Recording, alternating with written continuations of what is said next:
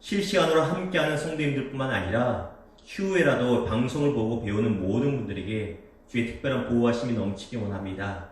코로나 바이러스로 인해서 많이 어려운 중에 있습니다. 주여 특별히 도와주시고 인도하여 주시옵소서. 거룩하신 예수님의 이름으로 감사하며 축복하며 기도드리옵나이다. 아멘. 다시 한번 주의 이름으로 축복합니다. 자, 오늘 평신도 조직신학 천사론 두 번째 시간입니다. 지난주에 천사는 어떻게 만들어졌고 언제 시작되었고 또 어떤 역할을 하고 어떤 종류가 있는지에 대해서 나누었습니다. 지난주 내용에 대해서 강의록이 없다는 분이 있어서 강의록을 저희 밴드에 올려놓았습니다. 혹시 밴드에서 찾지 못하신 분들은 개인적으로 이메일이나 카톡을 주시면 보내드리도록 하고요. 오늘 강의록은 미리 올려놨습니다. 혹시 여러분이 강의록을 미리 준비하셔서 같이 보고 있다면 더 큰 도움이 되겠습니다. 물론 없어도 최대한 쉽게 이해하실 수 있을 거라 믿습니다. 궁금합니다, 목사님. 이 코너가 무슨 코너냐면 오늘 말씀을 강의를 준비하는데 질문이 하나가 들어왔어요. 이런 질문입니다. 목사님 두 번째 강의 시간에 특별 계시는 예수님의 오심과 성령의 주심으로 인해서 더 이상 주어지지 않는다고 말씀하셨습니다. 그렇죠? 여러분 기억나세요? 더 이상 하나님이 어떤 개인에게 직통으로 계시 주는 것은 없다라고 말씀드렸습니다. 그렇다면 하나님의 음성을 듣는다는 것은 잘못된 것입니까? 라는 질문이 나왔습니다. 아주 좋은 질문이에요. 여러분은 어떻게 생각하십니까? 제가 그분께는 개인적으로 답은 드렸지만 많은 분들이 또 헷갈리시고 궁금하실 것 같아서 천사에 대해서, 악한 영에 대해서 나누기 전에 이것에 대한 논의를 잠시 하고자 합니다. 어떻게 생각하세요? 특별 계시는 없는데 하나님의 음성을 들으라고 목사님이 말씀하시네? 이게 무슨 말입니까? 자, 답을 먼저 드리면 이렇습니다. 특별 계시는 분명히 더 이상은 없습니다. 이건 분명합니다. 그러나 둘째로 하나님의 음성을 듣는 것은 지금도 당연히 가능합니다. 가능함을 넘어서 사실 모든 성도들은, 목회자뿐만 아니라 모든 성도들은 하나님의 음성을 매일매일 들어야 되는 것이 오히려 마땅합니다. 헷갈리시죠? 특별 계시는 없는데 하나님의 음성을 들으라니 이게 뭔가 헷갈립니다. 왜 헷갈리냐면 용어 정리가 되지 않아서 그렇습니다. 우리가 쉽게 말하는 계시라고 하는 이 단어와 하나님의 음성을 듣는다는 것에서 용어 정리가 안 되니까 헷갈립니다. 계시라는 말, 이 하나님의 음성을 듣는다는 거 있잖아요. 선교단체에서 보통 많이 사용됩니다. 저도 예수전도단이라고 선교단체 오래 있었는데 그 안에서는 하나님의 음성을 들읍시다 이런 말이 너무나 익숙했어요. 교회 내도 많이 퍼지긴 했지만 아직까지 중장년층 이상에는 익숙하지 않고요. 어떤 교회에서는 이것을 여전히 이단시학으로 생각할 수도 있습니다. 이해합니다. 왜냐하면 교회적인 용어가 아니기 때문입니다. 엄밀히 말하면. 쉽게 말하면 이렇습니다. 목사님, 제가 오늘 아침에 묵상을 하는데 주님께서 아니면 성령님께서 제 마음에 감동을 주셔요. 교회 헌금 좀 해라. 이런 감동이 여러분한테 많아야 되는데요. 그렇죠? 헌금 좀 해라 감동을 주셔서 특별 헌금 드립니다. 이것도 하나님의 음성을 들은 겁니다. 집사님, 어제 새벽에 제가 집사님 가정을 위해서 기도하는데 성령님께서 어떻게 해야 될지를 지혜를, 방법을 알려주시는 거예요. 제 삶에 무엇을 결정해야 될지 성령님이 알려주시는 거예요. 전도사님, 예배 중에 찬양을 하는데 성령께서 그 찬양 가사를 통해서 제 마음에 확신을 주시고 평안을 주시더라고요. 또 이렇게 말합니다. 목사님, 지난 주일 목사님의 말씀을 통해서 제 마음에 분명한 응답과 확신을 주셨습니다. 이게 뭡니까? 이게 곧 계시이자 하나님의 음성을 듣는 겁니다. 두 개가 같은 거예요. 우리 하나님은, 우리 주님은 지금도 성령 하나님의 감동을 통해서 우리에게 말씀하고 계십니다. 이 시간에도 말씀하고 계시고요. 사실 우리 하나님 아버지는 자녀된 저와 여러분 우리 모두와 함께 대화하기를 너무너무 원하십니다. 너무너무 원하시는 분이세요. 그리고 하나님의 음성을 듣는다는 것은 목회자나 어떤 선교단체에 있는 사람뿐만 아니라 모든 하나님의 자녀들이 마땅히 해야만 하는 특권이자 책임입니다. 자, 성경 봅니다. 요한복음 10장 27절 같이 읽습니다. 시작. 내 양은 내 음성을 들으며 나는 그들을 알며 그들은 나를 따르느니라. 내 양은 내 음성을 듣는다고 말하고 있어요. 하나님의 음성을 당연히 자녀된 우리는 들어야 된다는 것입니다. 성도라면 당연히 들어야 됩니다. 그러면 어떻게 듣느냐 말이에요. 다시 말씀드려요. 예배 중 목사님의 말씀을 통해서, 설교를 통해서 응답을 받고 확신을 받을 수 있어요. 여러분이 개인적으로 말씀을 묵상하는 시간, 또 성경을 통독하는 시간 통해서 단순히 하이라이트로 밑줄만 들 뿐만 아니라 마음에 확신이 오고 기쁨이 넘치고 평안이 넘치고 유레카라고 기쁨을 외칠 때가 있습니다. 또 찬양하는 시간, 찬양을 듣는 시간 통해서 눈물이 흐르면서 성령의 감동이 임할 때가 있습니다. 개인 기도하는 시간 통해서 있습니다. 개인적으로 저와 같은 경우는 어땠냐면 운전하다가 참 하나님의 음성을 많이 듣습니다. 운전하면서 찬양을 듣는데 그렇게 하나님께서 찬양 가운데 저에게 확신을 주시고 말씀하실 때가 많아요. 운전할 때 극동방송을 들을 때 극동방송을 통해서 나오는 목사님들의 말씀과 아니면 찬양과 어떤 예화를 통해서 저에게 말씀하실 때가 있어요. 이것이 하나님의 음성을 듣는다는 것입니다. 하나님의 음성을 꼭 누구야, 몇 월 며칠 내 뭘 어떻게 해라 이렇게 생각하고 오해를 하다 보니까 하나님의 음성을 듣는다고 하면 색안경을 끼고 이단으로 보고 하는데 그건 아닙니다. 성경이 분명히 말해요. 하나님의 자녀된 성도는 모두가 다 하나님의 음성을 듣는데 익숙해야 되고 하나님과 대화를 해야 된다는 것입니다. 우리가 둘째 강의하면서 계시에 대해서 말했습니다. 첫째 날인가요? 둘째 강의하면서 계시 때 말했죠. 계시가 무엇이에요? 자, 계시가 무엇입니까?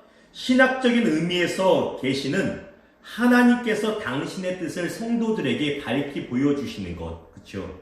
그것이 계시라고 말씀드렸어요. 그런데 이만희 같은 사람이나 캐나다에 살고 있는 홍모 여 전도사 같은 사람들이 계시라는 단어를 사용하면서 하나님께서 마치 자신들에게만 어떤 특별한 것을 보여주시고 알려주셨다고 말하고, 특별히 한 개인이나 어떤 단체나 한 국가의 미래에 나타날 일을 본인들에게 기도 중에 아니면 뭐 할 때 보여주셨다고 예언하기 때문에 큰 오해와 혼란을 부추기고 있다는 것입니다.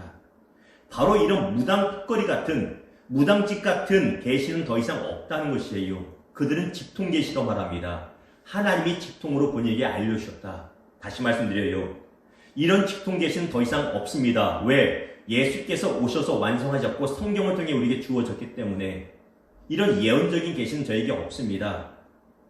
반면에 모든 이단들의 수계는 자기들만의 이런 직통계시를 받아서 이런 것을 만들었다고 우깁니다. 그렇죠? 이런 건 없어요. 그러나 하나님의 음성은 다른 것입니다. 하나님의 음성을 듣는다는 것을 굳이 계시 안에 포함시킨다면 포함할 수 있지만 굳이 그렇게 하고 싶진 않습니다. 왜요? 교회 안에 아직 신앙생활의 연조가 부족하시거나 미성숙한 분들이 교회 안에는 분명히 있습니다.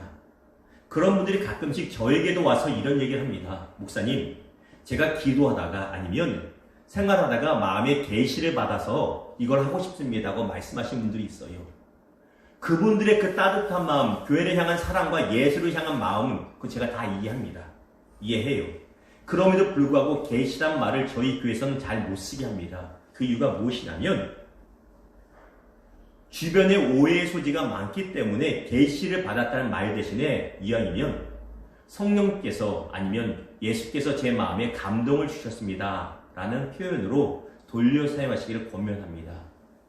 이 강의를 보신 여러분도 이렇게 했으면 좋겠어요. 여러분이 어떤 방식으로 하나님이 여러분에게 음성을 들려주실 때 하나님이 내 마음에 감동을 주셔서 이렇게 표현해야지 계시를 받았다고 말하면 그때부터 좀 이상해집니다. 여러분이 이상하지 않을지 몰라도 목회자들이 이해할지 몰라도 다른 지체들에게는 어려움이 될 수도 있으니 계시라는 말 대신에 하나님의 감동을 주셨다, 받았다는 말을 하는 것이 좋겠습니다. 질문에 대한 궁금함에 대한 답이 되셨으면 참 좋겠고요. 자, 오늘은 본격적으로 악한 영의 세계, 다시 말하면 마귀 귀신의 세계에 대해서 좀 나눠보겠습니다. 사무엘상 28장 13절입니다. 같이 읽을까요? 시작. 왕이 그에게 이르되 두려워하지 말라. 내가 무엇을 보았느냐 하니 여인이 사울에게 이르되 내가 영이 땅에서 올라오는 것을 보았나이다 하는지라. 보십시오. 내가 영이 땅에서 올라온 것을, 이 말씀의 배경이 무엇입니까? 사울이라고 하는 왕이 있었잖아요. 그 왕이 처음에는 하나님께 들려서 잘 사랑받다가 범죄하고 회개하지 않음으로 말미암아, 다시 말씀드려요, 회개하지 않고 계속 범죄함으로 말미암아 하나님이 그를 떠나가십니다. 그를 버려두세요. 이것을 최고의 심판으로 말합니다. 하나님의 유기라고 말해요. 유기. 제가 써볼게요. 유기라는 것은요, 버려둔다는 것이에요. 더 이상 내 자녀 아니야. 네가 지옥에 가든 뭐하든 난 그냥 놔둘 거야. 사울은 하나님으로부터 유기를 당했어요. 이것이 하나님의 궁극적인 최고의 심판입니다. 하나님이 성도가 잘못할 때 매를 들어 치시게 하거든요. 매를 들어 치는 것은 하나님의 사랑의 표현입니다. 진짜 징계는요, 사랑의 표현이에요. 반면에 유기, 내버려 두는 것은 하나님의 진짜 심판입니다. 사울왕은 심판당했어요. 그 결과 사울왕이 급할 때 아무리 기도하고 이런저런 방법을 써도 하나님의 마음에 음성을 들려주지 않으세요. 쉽게 말해서 감동을 주지 않으시고 응답을 주지 않으십니다. 그러니까 어떻게 합니까? 본인이 한참 신앙 좋을 때 이스라엘 전역에 있던 모든 박수무당이나 점치는 자들을 다 죽였는데 그들을 살아남은 자가 있는지 찾아가는 겁니다. 답답하니까. 어찌해야 될지 모르니까. 그리고 찾아가서 뭘 요청합니까? 오늘 이 말씀에 있는 대로 사무엘 선지자의 영을 불러달라. 사무엘의 귀신을 불러달라. 내가 그에게 응답을 듣고 멘토를 삼기 원한다라고 말하는 것입니다. 무당이 주술을 막 하니까 그가 이렇게 말해요. 한 영이, 사무엘의 귀신이 땅에서 올라온 것이 보입니다.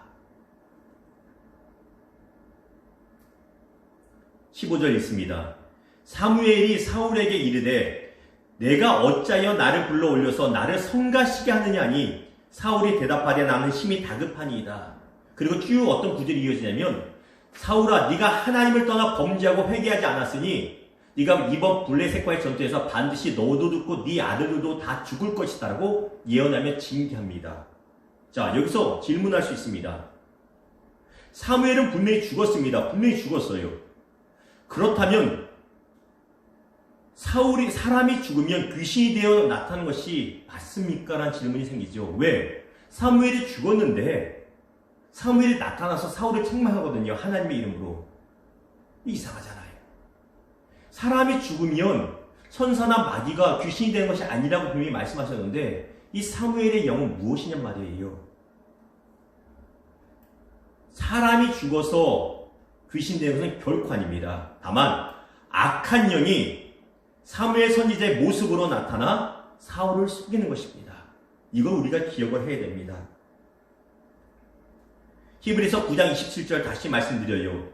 한 번 죽는 것은 사람에게 정하신 것이요. 사람이 한 번 만들어서 이 땅에 태어나 죽는 것은 사람에게 정해진 것이고 그 이후에는 천사가 되거나 귀신이 되는 것이 아니라 심판을 받는다. 천국이냐 지옥이냐 심판을 받는다고 성경은 분명히 말하고 있음을 우리는 기억해야 됩니다. 여러분이 어려서부터 어떤 문화에서 자랐든 간에 사람은 귀신되지 않습니다. 이건 분명한 것입니다. 그런데 여전히 질문이 생기죠. 볼까요? 아니 목사님, 그렇다면 사무엘의 영이 악한 영이 꾸며낸 거짓된 악한 영이라면 어떻게 범죄한 악한 사울왕의 편을 안 들어주고 하나님의 심판을 예언할 수 있습니까? 라는 질문이 나올 수 있어요. 무슨 말이냐면 귀신은 악한 영인데 하나님의 영이 떠난 사울은 악하잖아요. 같이 짝짝꿍하지 않고 왜 사울왕을 책망하느냐? 왜 그렇습니까? 악한 영은 속이는 영입니다. 기본적으로. 그리고 악한 영은 하나님의 말씀을 가지고 우리를 미혹하고 속입니다. 언제 그랬어요? 에덴 동산에서 누구를 속여요? 마귀가 하와를 속일 때 무엇을 속여요? 하나님의 말씀을 가지고 속입니다. 또 신약에 보았더니 마태복음 사기에 보면 광야에서 금식하던 예수님께 마귀가 나와 무엇으로 시험합니까? 마귀가 하나님의 말씀으로 예수님을 3번 시험하는 보게입니다. 마귀는 영적인 존재고 지혜가 우리보다 뛰어납니다. 영적인 능력이 있습니다.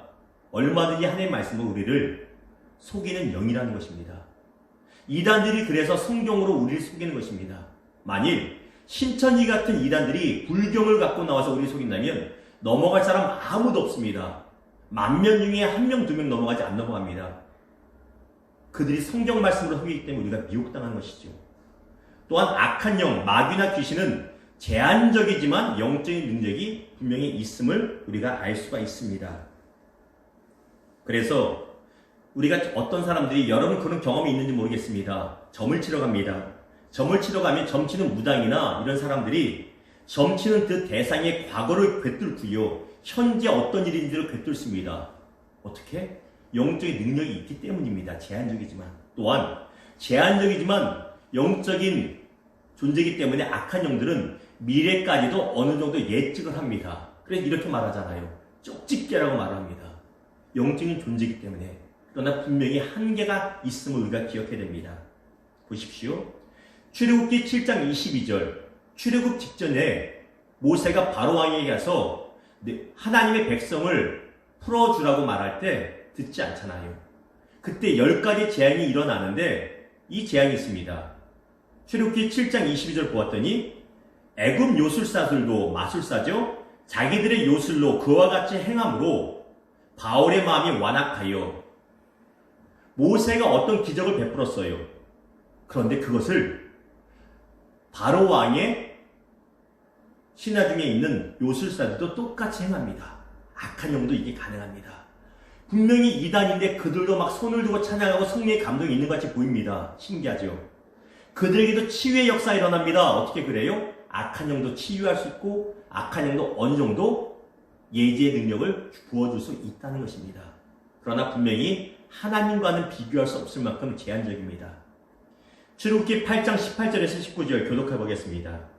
요술사들도 자기 요술로 그같이 행하여 이를 생기게 하려 하였으나 못하였고, 이게 머리에 있는 우리 이입니다. 이를 생기게 하였으나 못하였고 이가 사람과 가축에게 생긴지라. 여러분 19절 읽습니다. 시작.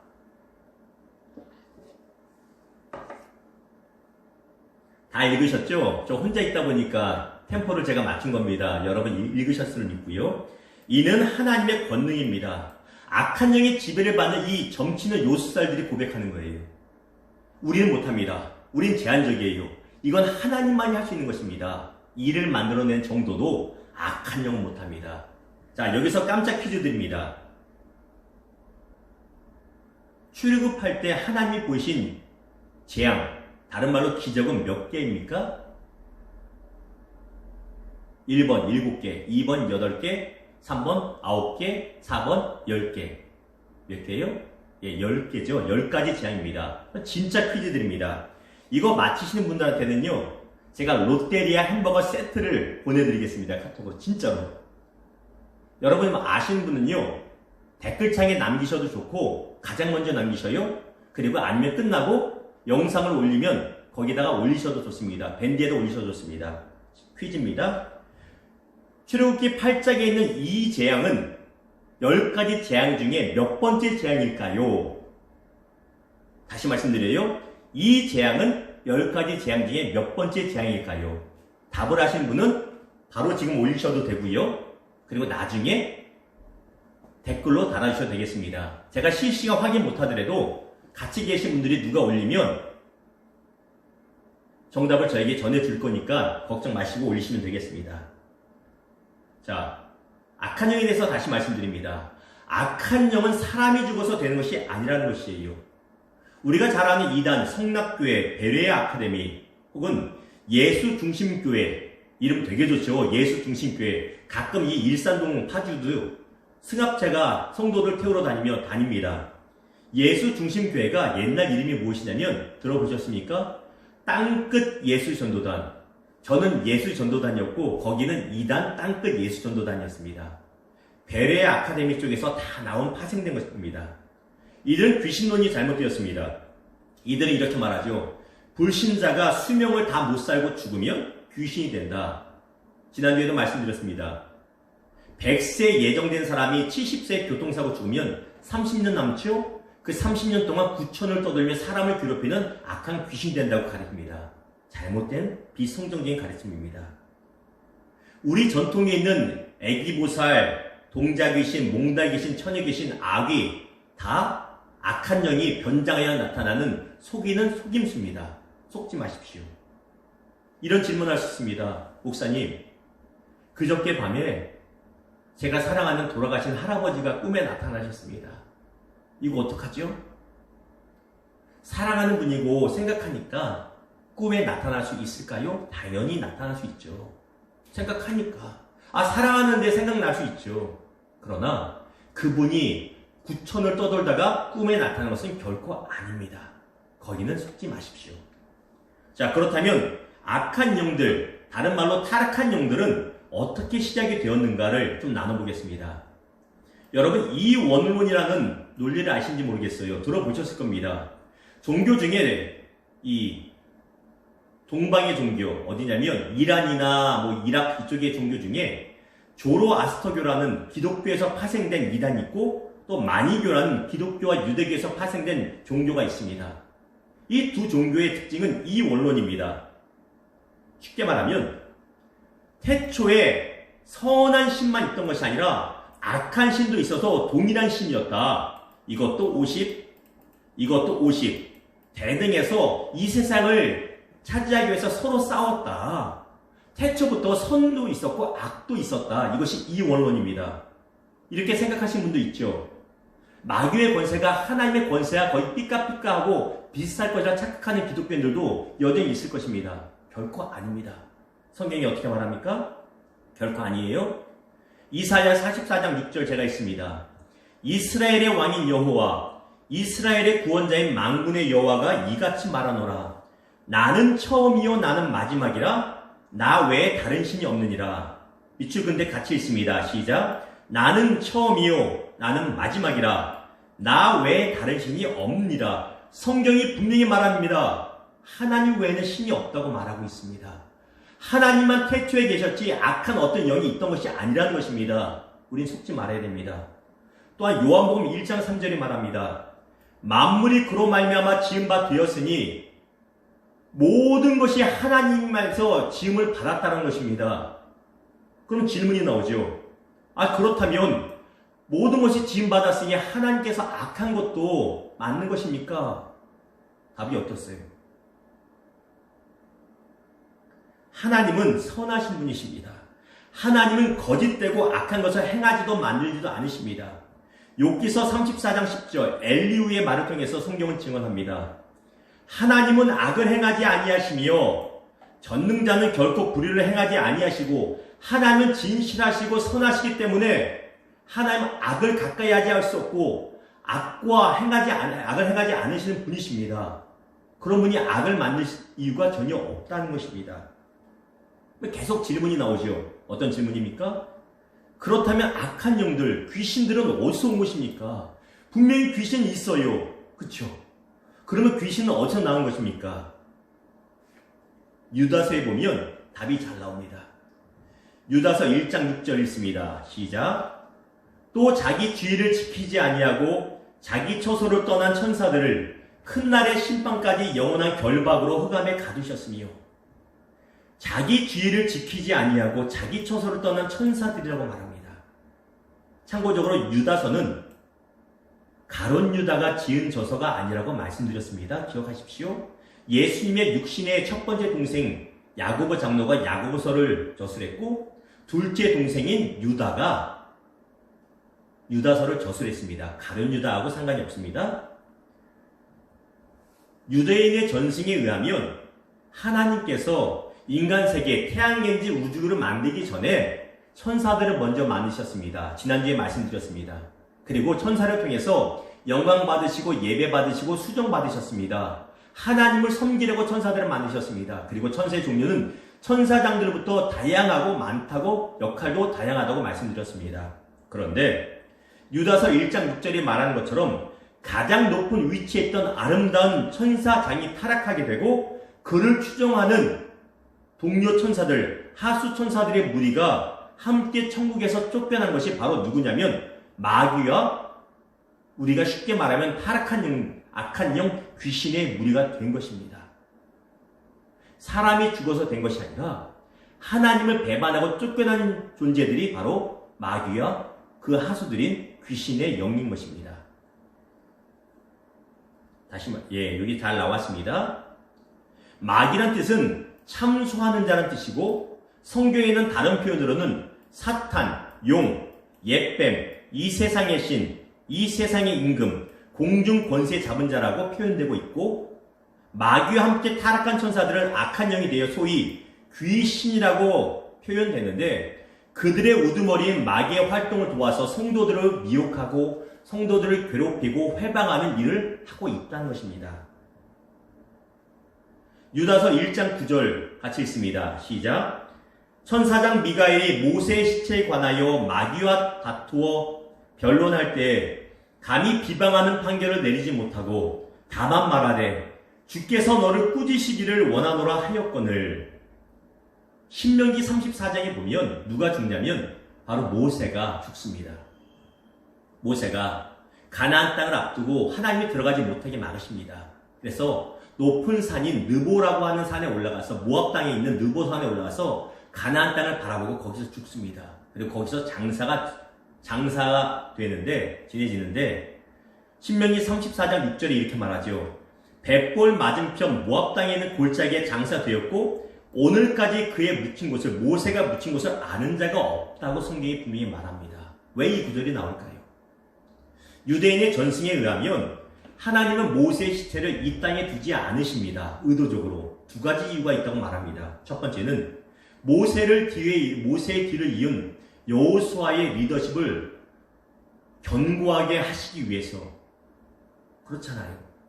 모세라는 인물이 워낙 탁월했던 지도자였다 보니 여호수아가 모세의 후광에 밀려서 제대로 지휘력을 발휘할 수 없을까 하나님은 염려하셔서 모세의 시체를 치워버리십니다. 이 땅에서. 두 번째는 모세의 능력이 많았기 때문에 사람들이 보이지 않는 하나님보다는 모세의 시체를 미라로 만들어 놓고 행여 우상 숭배할 가능성이 있어서 모세의 시체를 이 땅에 두지 않으셨다고 두 가지 이유로 유대인의 전승은 말하고 있습니다. 그리고 전승에 의하면 하나님은 모세의 시체를 치워버리려고 하는데 마귀란 놈이 와서 타락한 천사장이 와서 모세의 시체를 굳이 이 땅에 보이려고 합니다. 왜? 사람들을 미혹해서 하나님의 백성을 하여금 가나안 땅에 들어가지 못하게 하려고 구원받은 백성이 되지 못하게 하려고 회방하는 것입니다. 그때 하나님의 수종드는 군대 장관 천사장인 미가엘이 와서 모세와 싸우는데 아까 전에 말한 대로요. 유다서 1장 9절에 나온 대로 미가엘조차도 마귀에 대해서 함부로 말하지 못하고 하나님의 이름으로 주께서 너를 꾸짖으시기 원한다고 말할 정도입니다. 이것이 무슨 뜻이에요? 무슨 뜻입니까? 그만큼 마귀가 타락하기 전에 천국에서 아름다운 존재고 높은 지위에 있던 존재로 창조받은 피조물이라는 것입니다. 미가엘조차도 하나님의 군대 장관인 미가엘조차도 마귀를 향해서 함부로 못합니다. 힘이 없어서가 아니라 그만큼 아름다운 존재로 본래 지음 받았다는 것입니다. 이사야 14장 12절에 또 이렇게 말합니다. 너 아침의 아들 계명성이여 어찌 그리 하늘에서 떨어졌으며 너 열국을 엎은 자여 어찌 그리 땅에 찍혔는고. 여기서 말하는 아침의 아들 계명성, 우리 태양계에 별이 8개가 있죠. 8개 맞나요? 수금, 지화 해서 쭉 나가잖아요.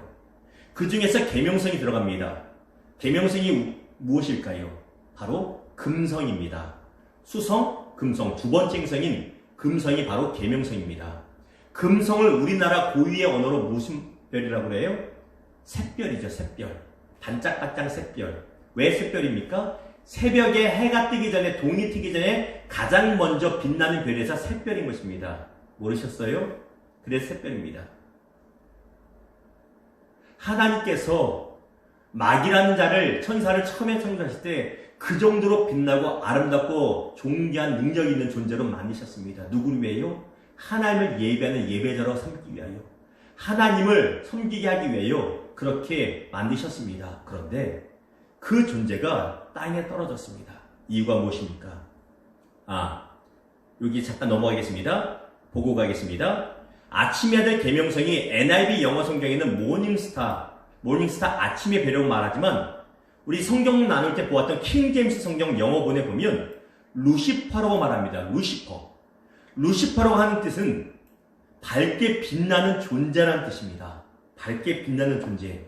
그만큼 아름다운 존재가 바로 타락한 천사장인 마귀의 본래 모습이라는 것입니다.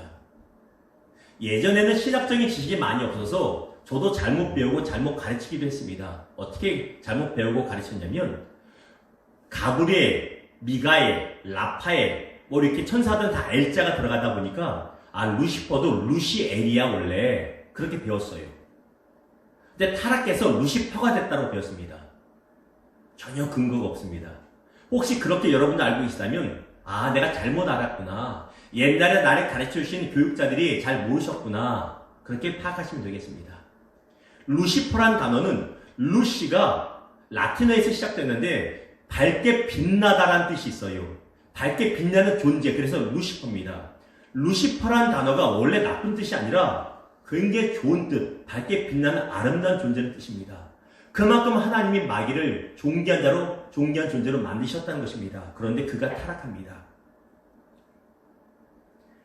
이사야 14장 13절에서 14절 내가 내 마음에 같이 읽습니다. 시작. 내가 내 마음에 이르기를 내가 하늘에 올라 하나님의 묵별 위에 내 자리를 높이리라.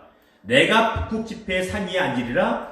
지극히 가장 높은 구름에 올라가 지극히 높은 이와 같아지리라 한도다. 이 아래가 잘렸습니다. 죄송합니다.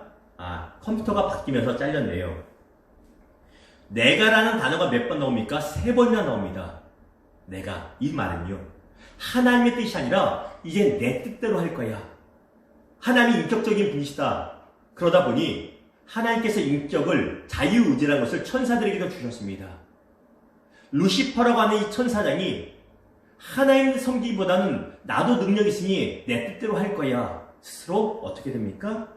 높아지고 하나님처럼 되기를 동급이 되기를 원합니다. 이것을 무엇이로 말합니까? 바로 교만함입니다. 스스로 교만해져서 그가 타락한 것입니다. 그래서 마귀가 되고 악한 영이 된 것입니다. 그를 추종하는 천사들과 같이 쫓겨난 것이죠. 이사야 14장 15절 그 결과 그러나 이제 내가 스올 곧 구덩이 맨 밑에 떨어짐을 당하리로다. 스올은 끝이 없는 지옥을 말합니다.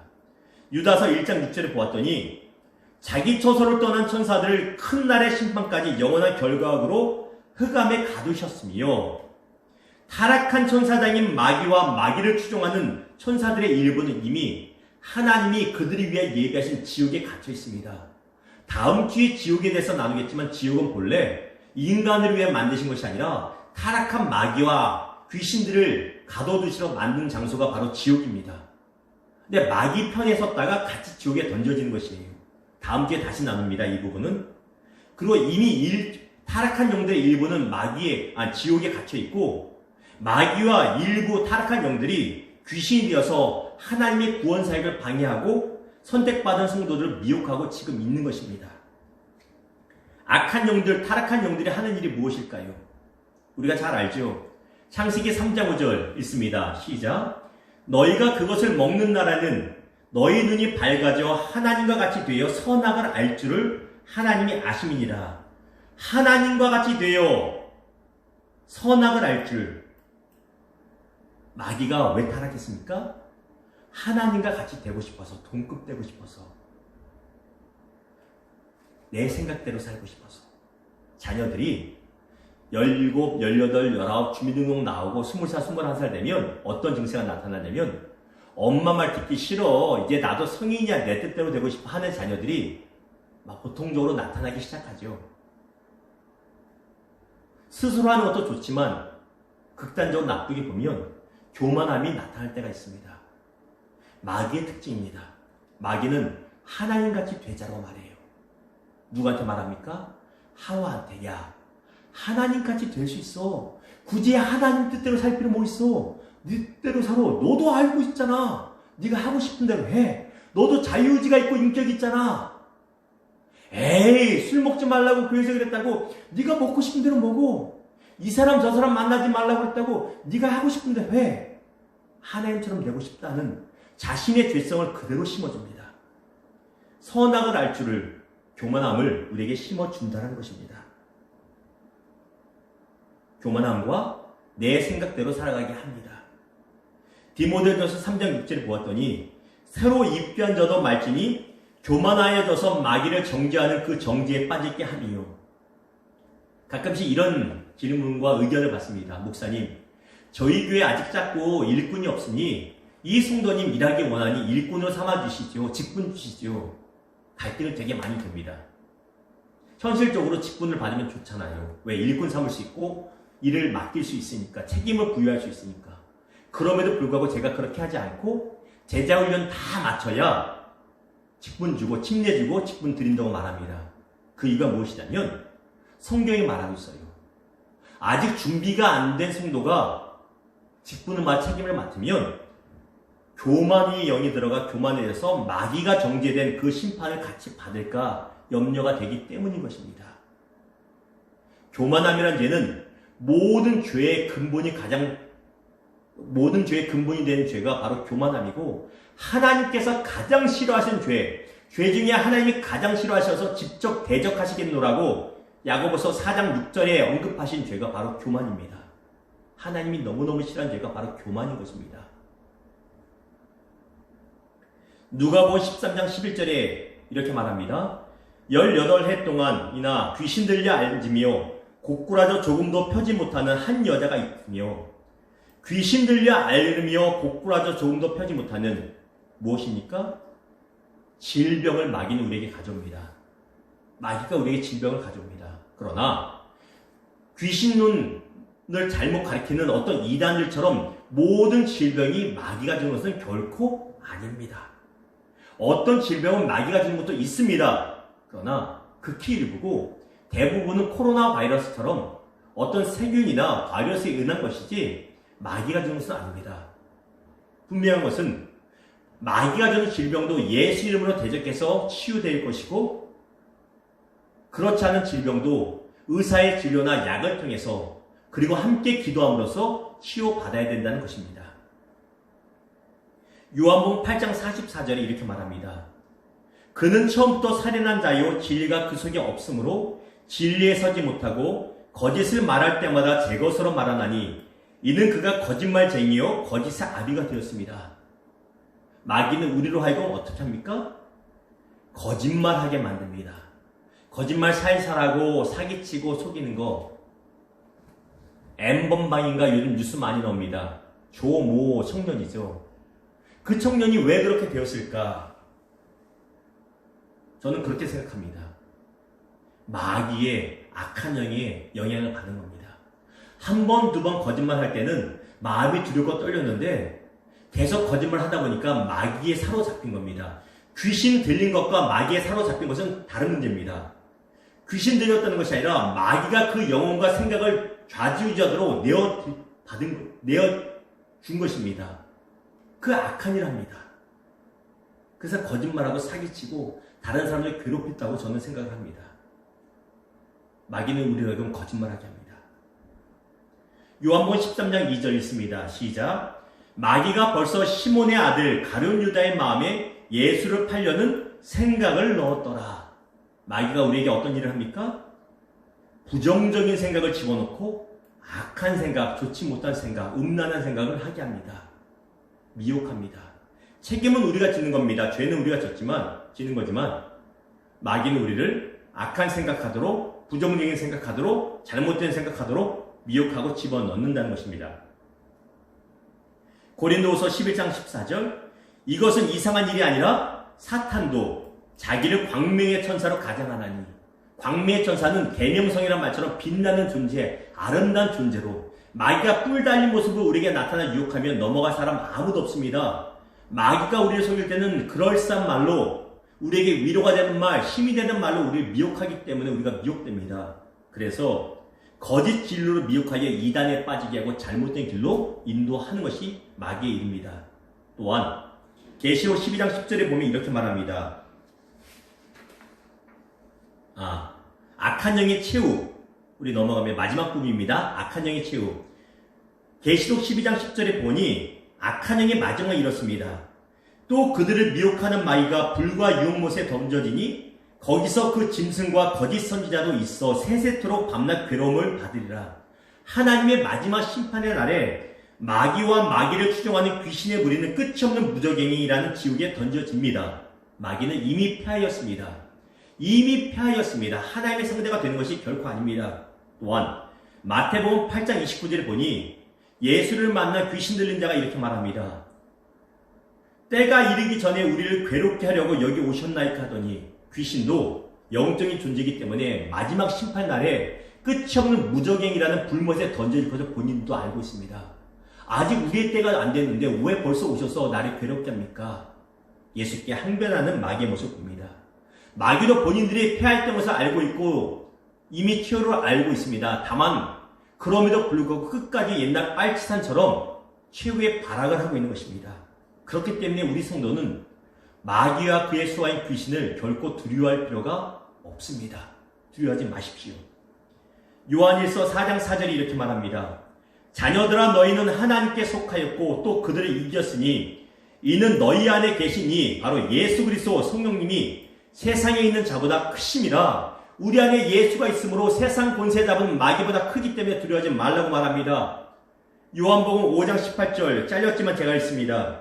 하나님께로부터 나신 자가 그를 지키심에 악한 자가 그를 만지지도 못하시느니라. 하나님께로부터 나신 자 누구? 독생자 예수님이 우리 성도들을 지키시기 때문에 악한 마귀가 우리를 건들지도 못한다고 말하고 있습니다.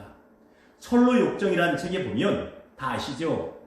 크리스찬이 길을 가는데 큰 사자 2마리가 막 울부짖고 있습니다.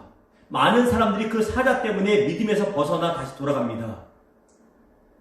철로 욕정이 믿음을 가지고 가보니 사자가 울부짖긴 하는데 쇠사슬에 묶여서 달려오지 못합니다. 동네에 무서운 개가 울부짖지만 우리가 그 길을 갈 수 있을 때는 큰 사슬에 목덜미에 있으면 우리가 걱정 않고 갈 수 있는 것처럼 마귀는 그런 존재입니다. 이미 패하여서 묶여 있어서 우리를 위협하지만 우리가 두려움에 빠지기를 원한다는 것입니다. 결코 악한 영에게 우리가 두려워하고 굴복할 이유가 없다는 것입니다. 담대하십시오. 요한일서 4장 1절에 말합니다. 사랑하는 자들아 영을 다 믿지 말고 오직 영들이 하나님께 속하였나 분별하라. 우리가 해야 될 것이 무엇입니까? 바로 분별하라고 성경은 말하고 있습니다. 어떤 사람들이 와서 여기 와서 성경 공부해봐, 저희 가서 이걸 들어봐 할 때 분별하는 영을 받지 못하면, 그 성령의 능력을 받지 못하면 우리는 미혹의 영에 빠져 신천지도 빠지고 하나님의 교회 안상원 증인도 빠지고 JMS에 빠지고 신옥주 은혜의 교회 가서 풍지박살 나고 난리가 납니다. 마귀는 우리를 미혹합니다. 우리는 마귀를 상대할 때 분별의 영을 받아야 됩니다. 은사를 받아야 됩니다. 데살로니가전서 5장 22절에 말합니다. 같이 읽습니다. 시작. 악은 어떤 모양이라도 버리라. 어떤 모양이라도 버리라 말합니다. 어떤 모양일까요? 예를 들면 오늘의 우세, 옛날에 스포츠 신문 보면 스포츠 서울, 스포츠 경향 저도 많이 봤습니다. 보면 소띠의 오늘의 운세, 말띠의 오늘의 운세 이런 거 있죠. 그런 거 장난으로 가까이 하지 마십시오. 홍대 같은 데 가면 많습니다. 심지어는 화성 쪽으로 내려가는 서해안 고속도로 시흥, 스카이 뭐죠? 그게 휴식청가요? 뭐라 그러죠? 있잖아요. 아무튼 휴게소 안에도 타로점을 치는 곳이 생겼을 정도입니다. 타로점, 사주, 궁합 장난이라도 가까이 하지 마십시오. 예수 믿는 사람으로서. 왜 그렇습니까? 하나님이 극히 싫어하시는 것이고 또 다른 이유가 무엇이냐면 에베소서 4장 27절 있습니다. 시작. 마귀에게 틈을 주지 말라. 우리가 그런 것을 장난이라도 가까이 하면 마귀가 그 틈을 타고 우리에게 역사하기 때문입니다. 마귀가 내 생각 속에서, 내 삶 속에서 역사할 틈을 주기 때문에 장난이라도 가까이 하지 마십시오. 지금까지 여러분이 미신이니 뭐니 전통이냐면 가까이 있다면 악한 것은 가까이 하지 마십시오. 왜? 그것이 여러분의 삶을 주장할 것이고 생각을 혼란스럽게 만들어 놓을 것이기 때문입니다. 성경은 분명히 틈을 주지 말라고 말을 합니다. 마지막으로 베드로전서 5장 9절이 있습니다. 시작. 너희는 그의 믿음을 굳건하게 하여 그를 대적하라고 말합니다. 악한 영이 우리를 괴롭힐 때 예수 그리스도의 이름으로 마귀야 물러가라. 예수 그리스도의 이름으로 귀신아 떠나가라. 예수 그리스도의 이름으로 내 생각을 번민케 하고 불안케 하고 잠을 들지 못하게 하는 영아 떠나가라. 라고 우리가 대적하며 기도해야 된다는 것입니다. 그때 예수 그리스도의 이름의 역사가 분명히 우리 가운데 나타납니다. 여기서 주의할 것은 사람을 향해서 말하면 안 됩니다. 그 사람 가운데 역사는 악한 영을 대적하며 우리가 기도해야 되는 것입니다. 오늘 악한 영에 대해서 같이 나누었습니다. 거듭해서 말씀드리지만 사람이 죽어서 천사가 되는 것이 아닙니다. 사람이 죽어서 구천을 떠도는 도깨비나 어떤 귀신이 되는 것은 결코 아닙니다. 여러분이 어려서부터 전설의 고향을 아무리 많이 봐서 처녀 귀신이 나고 내 다리 내놔 하면서 한 다리 없는 귀신이 콩콩콩콩 뛰어오고 이런 것을 많이 봤다 할지라도 그런 모든 것은 사람이 죽어서 되는 것이 아니라 공중곳에 잡은 마귀와 그의 수하인 타락한 영들인 타락한 천사들인 귀신들이 그 모습으로 우리를 괴롭히고 두렵게 하는 것, 이 사실을 기억하시기 바랍니다. 두려워하지 마십시오. 분별하십시오. 그리고 예수 그리스도의 이름으로 대적하시기를 승리하는 저와 여러분 되기를 주님의 이름으로 축원합니다. 다음 주에는 고인의 명복을 빕니다라는 말이 있죠. 이 말이 올바르지 않습니다. 이 성도들 중에서도 심지어는 목사님들 중에서도 고인의 명복을 빕니다 이 말합니다.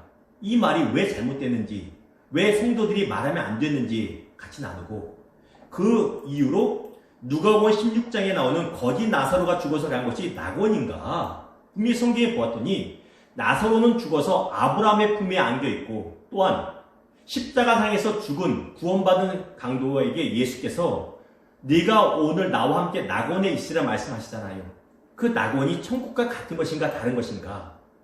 천국과 지옥, 낙원과 음부, 그리고 연옥이라는 것이 있는가에 대해서 같이 여러분의 궁금증을 풀어드리며 이야기를 하도록 하겠습니다. 우리 시간에 같이 기도했으면 좋겠습니다. 기도할 때 올바른 신앙을 갖기 위해서 기도하시고, 코로나 바이러스로 인하여 우리 성도들의 삶이 많이 어려운데 특별히 영적인 생활이